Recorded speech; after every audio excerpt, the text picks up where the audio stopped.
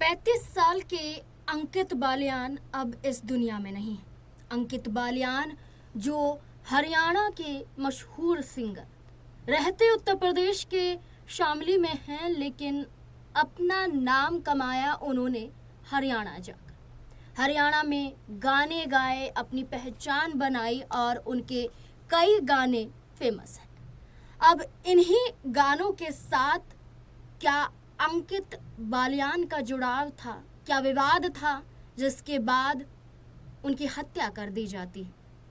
इसके पीछे की गुत्थी पुलिस सुलझाने में लगी हुई है। उत्तर प्रदेश पुलिस द्वारा लगातार कोशिश की जा रही है कि आखिरकार इसके पीछे की असल वजह क्या है।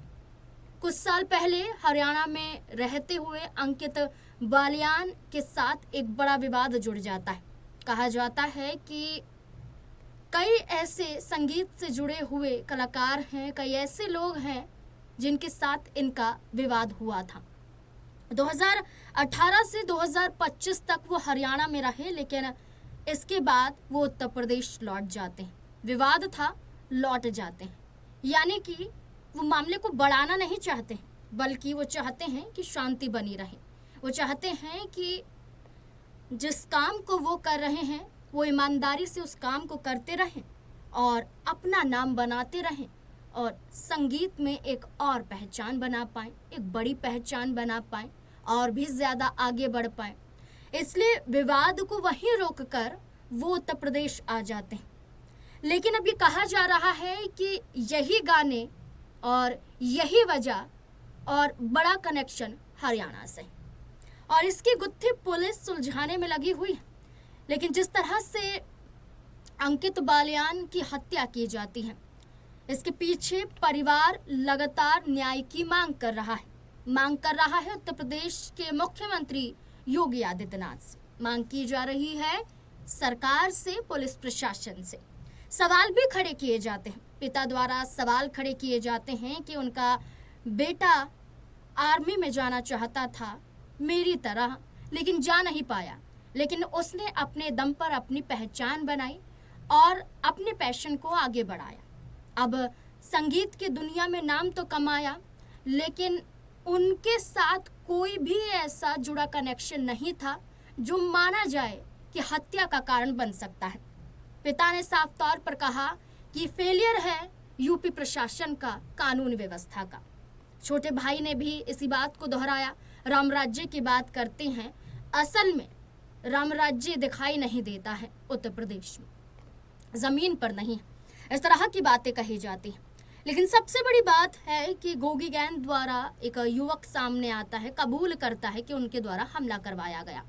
ये पूरा मामला जांच के दायरे में है, जांच चल रही है। लेकिन इस बीच में उस पत्नी पर क्या बीत रही होगी जिसकी 6 साल पहले शादी हुई, ना कोई बच्चा, और इसके बाद पति भी दुनिया को छोड़कर चला जाता है।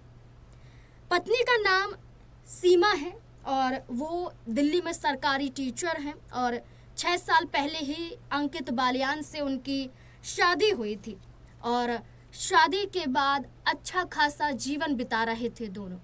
जब उनसे पूछा जाता है कि क्या आपको इस बात की जानकारी है, कोई पुराना विवाद है, कोई झगड़ा है, क्या जिम में कुछ हुआ, ऐसी कोई जानकारी है, तो सीमा खुलकर कहती हैं कि अगर ऐसा कुछ भी हुआ होता तो उन्हें इस बारे में पता होता।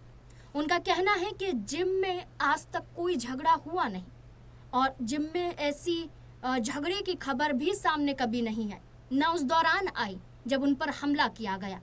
तो जिम के अंदर जो कुछ हुआ ये सारी जानकारी उन्हें रहती है, ऐसा कोई झगड़ा वहाँ नहीं था।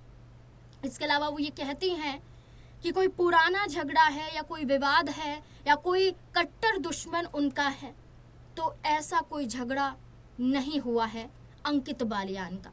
उनका कहना है कि जिस तरह से उनके पति को गोलियां मारी गई, इसी तरह से आरोपियों का भी एनकाउंटर होना चाहिए। ये निवेदन यूपी सरकार से उनकी पत्नी करती हुई नजर आती है।